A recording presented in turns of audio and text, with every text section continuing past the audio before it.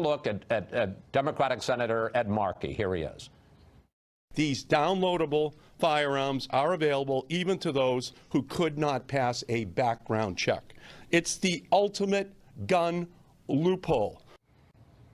So, Chris, I don't think Ed Markey knew you could legally make a gun in this country until last week. And I think that's part of what's inflammatory to at least the Democratic establishment.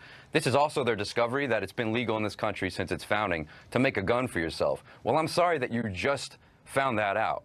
Okay, but you should have made a law, right? Your Congress, make a law. Make it illegal to make guns in this country. I'd like to see that. But they... Yeah.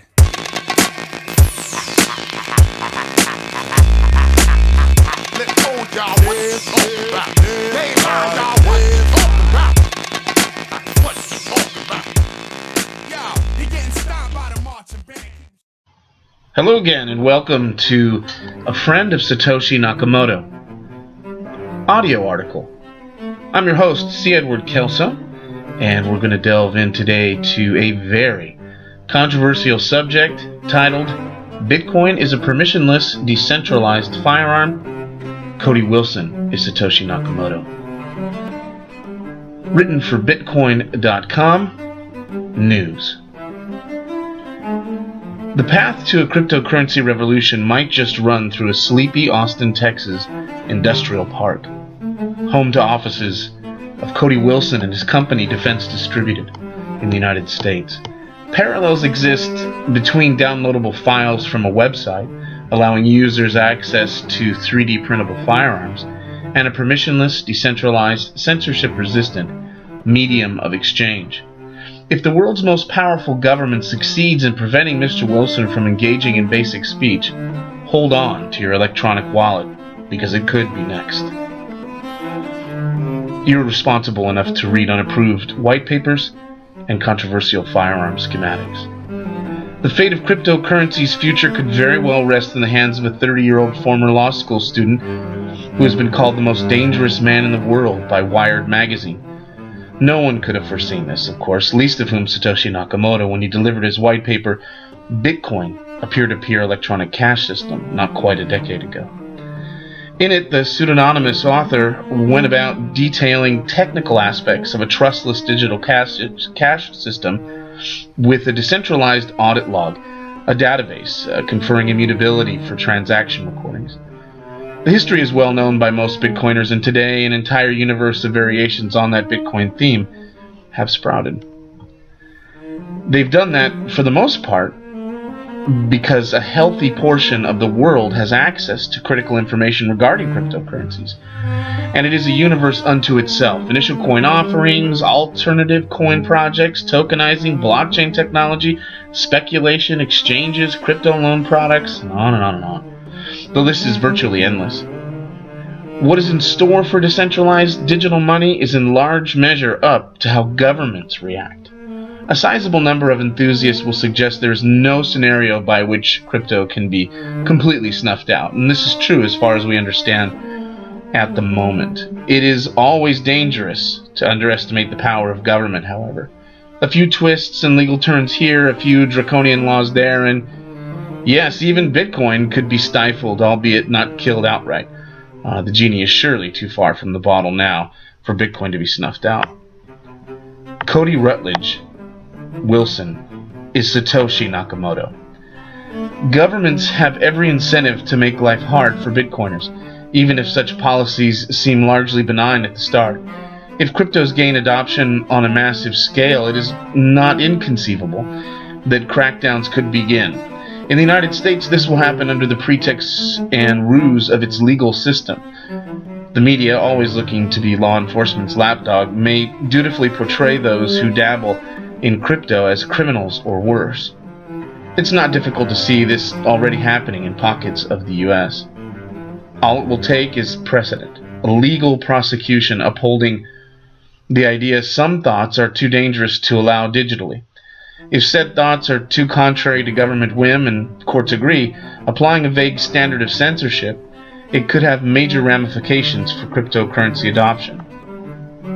That standard already has one puzzle piece, Ross Ulbricht and Silk Road. Mr. Ulbricht, when all was said and done, was convicted for operating a website where illegal goods and services exchanged.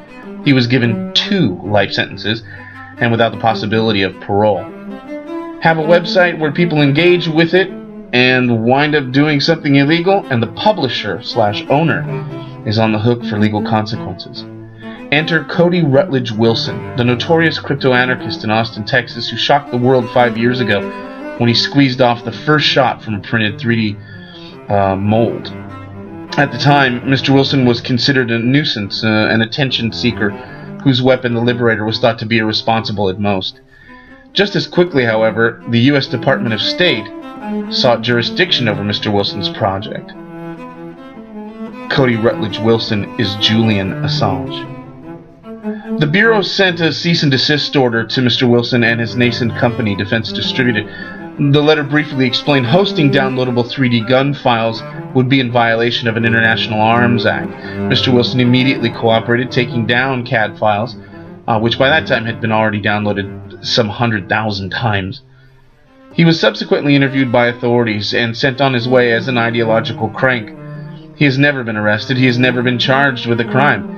After waiting years for clarification on the substance of the State Department letter, Mr. Wilson lawyered up and went proactive. He sued the federal government on 2 grounds: First Amendment speech and Second Amendment right to keep and bear arms. In the United States, the first 10 amendments to its Constitution are known as the Bill of Rights. They were a compromise to get the Constitution ratified back in the late 18th century, assuring skeptical states the government would basically be kept in check on critical issues. The First Amendment begins, quote, "Congress shall make no law," end quote. No law. Not 1, not 3, because 3 is smaller as a number. Not a few, because, gosh, things are bad. No law.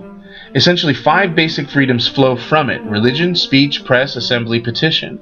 Speech was considered so central to the U.S. founding, it was among the first freedoms Congress lawmakers were prevented from abridging. No law. The Second Amendment is particular to the U.S. in that it has been interpreted to mean a citizen has the right to own firearms, something most governments are loath to admit. More mainstream groups over the years have attempted to champion gun sports and hunting as viable reasons to have such access, but let us no longer mince words. The Second Amendment exists to enable citizens to shoot corrupt government officials. Governments might have overwhelming armaments and technology, but resistance to tyranny has always been won with far less.